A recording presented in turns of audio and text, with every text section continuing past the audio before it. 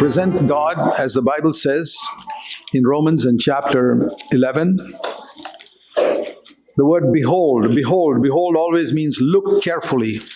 Fathers, mothers, Romans 11, look carefully. రోమా 11లో మనం చూసినట్లయితే ఇక్కడ జాగ్రత్తగా చూడండి, జాగ్రత్తగా చూడండి, తండ్రులారా తల్లులారా జాగ్రత్తగా చూడండి.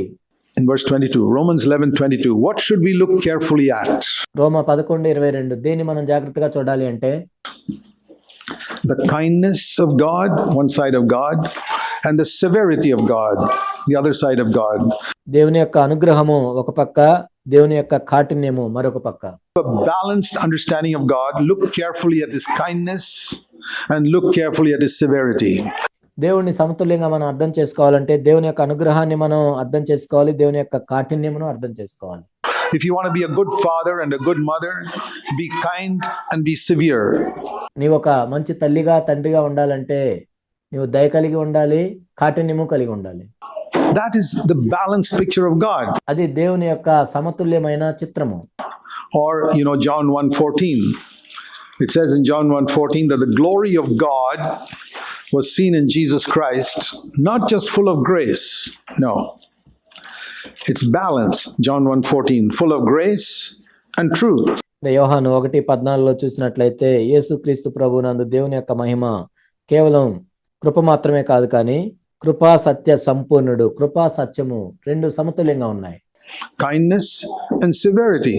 అనుగ్రహము కాఠిన్యము. And this is where we read the help of the Holy Spirit to really be balanced. కాబట్టి సమతుల్యత కలిగి ఉండడానికి నిజంగా మనకి పరిశుద్ధాత్మ యొక్క శక్తి ఎంత అవసరం. I've seen many Christian parents and fathers, the responsibilities on the father especially. నేను అనేక మంది క్రైస్తవ తల్లిదండ్రులు చూశాను, ముఖ్యంగా ఈ బాధ్యత అనేది తండ్రుల మీద ఉంటుంది. Now if the father is a useless father like Timothy's father was, ఒకవేళ తండ్రి పనికిరాని తండ్రిగా ఉన్నట్లయితే తిమోతి యొక్క తండ్రిలాగా, then the mother, Timothy's mother, has to do the job of teaching the child. అప్పుడు తిమోతి యొక్క తల్లి ఆ బిడ్డకి బోధించడం అనే బాధ్యత తీసుకుంది. In fact, Timothy's mother taught him the scripture. Timothy యొక్క తల్లి లేఖనాలని ఆయనకు బోధించింది. We read that in 2 Timothy 1, but that's because his father was a Greek businessman who was 2 Timothy 1లో మనం చూస్తాం, ఎందుకంటే తిమోతి యొక్క తండ్రి గ్రీకు వ్యాపారి, probably only interested in making money. బహుశా ఆయన కేవలం డబ్బు సంపాదన మీదే ఆయన ఆసక్తి ఉండి ఉండొచ్చు. So if your husband is like a useless father like that who's only interested in making money, ఒకవేళ నీ భర్త ఆ పనికిరాని తండ్రి వలె ఉండి కేవలం డబ్బు సంపాదన మీదే ఆయన ఆసక్తి ఉన్నట్లయితే, and not interested in bringing up your son or daughter in the fear of God, కుమారుని గాని కుమార్తె గాని దేవుని యందు భయభక్తులతో పెంచినట్లయితే, then dear sister, you have to be like Timothy's mother. కాబట్టి నా సహోదరి, నీవు తిమోతి యొక్క తల్లిలాగా ఉండొచ్చు, who had a useless husband who was not at all a good father to Timothy. Well, ఆయన ఒక పనికిరాని భర్తగా ఉన్నాడు, తిమోతికి మంచి తండ్రిగా లేడు. The mother didn't just blame the husband. She said, okay, my husband's not doing the job, so I got to do it.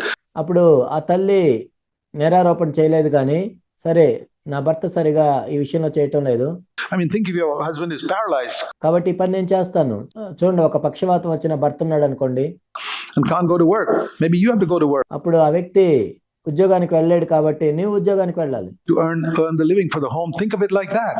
ఇంటికి సంబంధించిన అవసరాలను తీర్చడానికి ఆ విధంగా ఆలోచించు. My husband is spiritually paralyzed. He does nothing. నా భర్త ఆత్మీయంగా పక్షవాతం కలిగిన వ్యక్తిలాగా ఉన్నాడు, అతను ఏమీ చేయడు.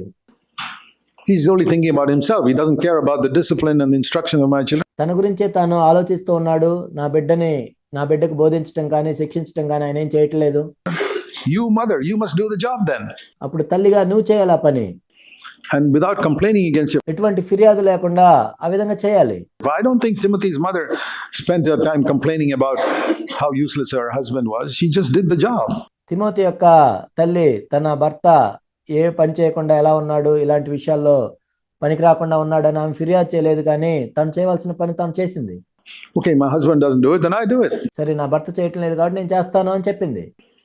But ideally is the father's job. The Bible says, fathers, bring up your children in the discipline and instruction of the Lord. కానీ ఇది నిజానికి తండ్రి చేయవలసిన పని, ఎందుకంటే బైబిల్ ఈ విధంగా చెప్పబడింది, తండ్రులారా మీ పిల్లలను బోధలోను శిక్షలోను పెంచమని.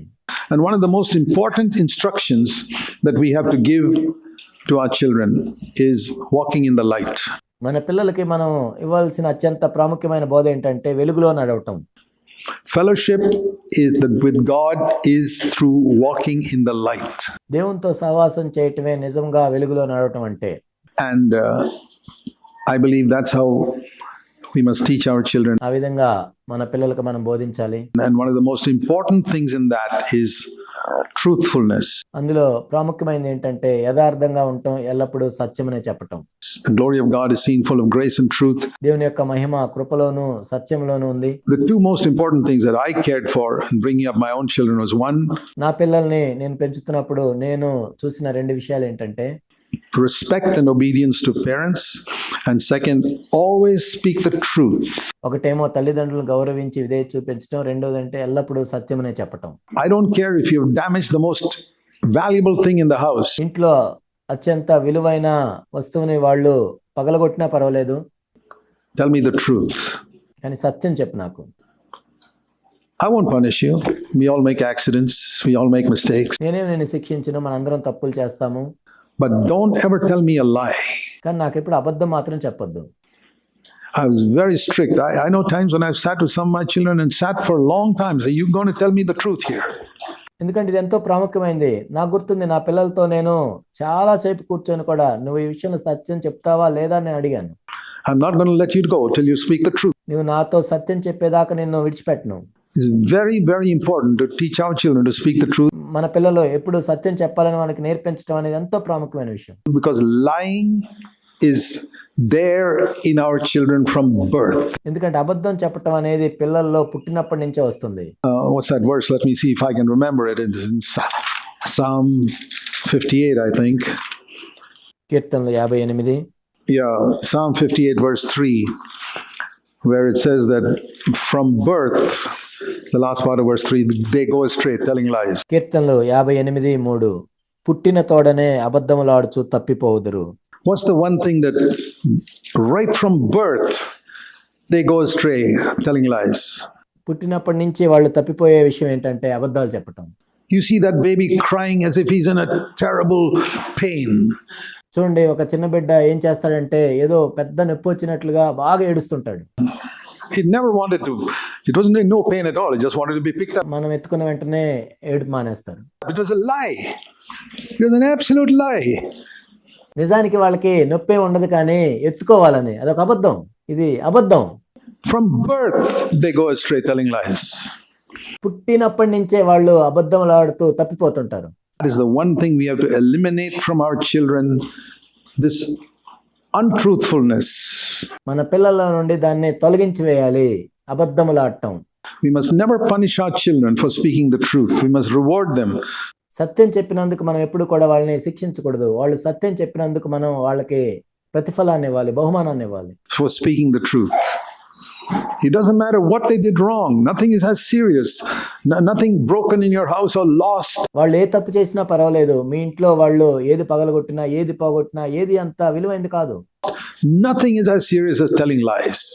కానీ అబద్ధం అంత తీవ్రమైనది ఏది ఉండదు. Fathers can understand that, and you'll never understand that if you yourself don't value truth in your life. You must value truth so much in your life. తండ్రులు దాన్ని అర్థం చేసుకున్నట్లయితే, మొట్టమొదట నీ జీవితంలో నీవు ఎప్పుడు సత్యము పలకటానికి విలువ ఇవ్వనట్లయితే నీకు అర్థం కాదు. నీ జీవితంలో కూడా సత్యానికి ఎంత విలువ ఇవ్వాలి.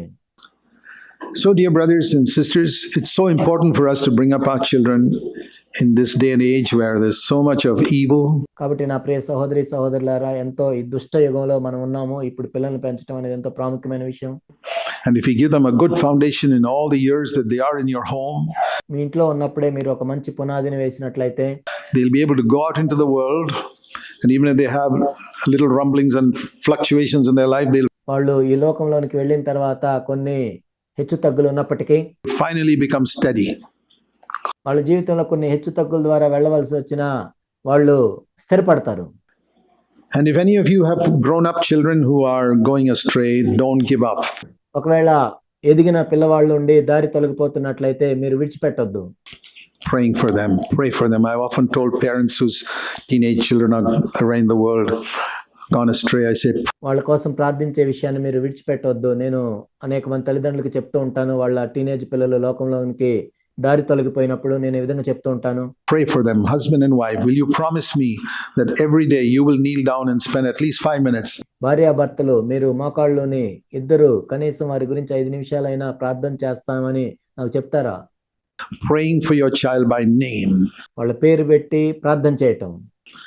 And you keep doing that, and I tell you, God will bring them back. నువ్వు ఆ విధంగా చేస్తూ ఉన్నట్లయితే నేను చెప్తున్నాను, దేవుడు వారిని మరలా తీసుకొని వస్తాడు. There's an amazing power in prayer, so there's never give up hope. ప్రార్థనలో ఎంతో గొప్ప శక్తి ఉంది, కాబట్టి మీ నిరీక్షణ కోల్పోవద్దు. It's a great responsibility we have in this day and age, especially when there's so much of evil in the world. ఈ లోకంలో ఎంతో చెడు అనేది పెరిగిపోతుండగా ఇది ఎంతో గొప్ప బాధ్యత మనకి. To protect our children and bring them up. Don't just be satisfied with giving a good education. మన పిల్లల్ని కాపాడటం, భద్రపరచటం, కేవలం వాళ్ళకి మంచి చదువు చెప్పించామని సంతృప్తి పడొద్దు. A lot of people in the United States want to get a good education to my child. Good. అమెరికాలో చాలా మంది ఏమనుకుంటారంటే మా పిల్లలకి మంచి విద్యను అందించాలి అనుకుంటారు. అది మంచిదే. It's a million times more important to bring up your children in a God-fearing way. దేవుని యందు భయభక్తులతో పిల్లల్ని పెంచడం అనేది చదువుతో పోల్చినట్లయితే మిలియన్ రెట్లు విలువైంది. Not just that they speak the right language and behave properly in the church ఏదో సరి అయిన మాటలు మాట్లాడటం, లేకపోతే సంఘంలో సరిగా ప్రవర్తించటం, and take some active part in some church activity. No. ఏదో చర్చ్ యాక్టివిటీలో పాల్గొనటం అంత మాత్రమే కాదు.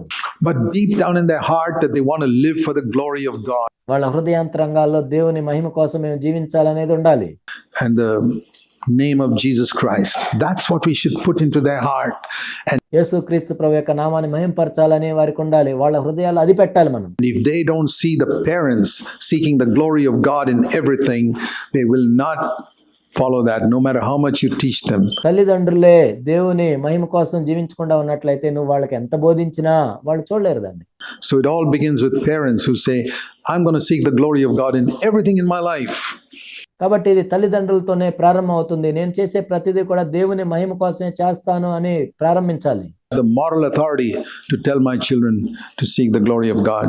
అప్పుడు నా పిల్లలు కూడా దేవుని మహిమ కోసం మీరు జీవించాలని నా పిల్లలకి చెప్పడానికి కూడా నైతిక అధికారం అనేది లభిస్తుంది. There's a lot more to it. The Holy Spirit will teach you. Amen. కాబట్టి ఇంకా చేయవలసింది ఎంతో ఉంది, కానీ పరిశుద్ధాత్ముడే మీకు బోధిస్తాడు. ఆమేన్.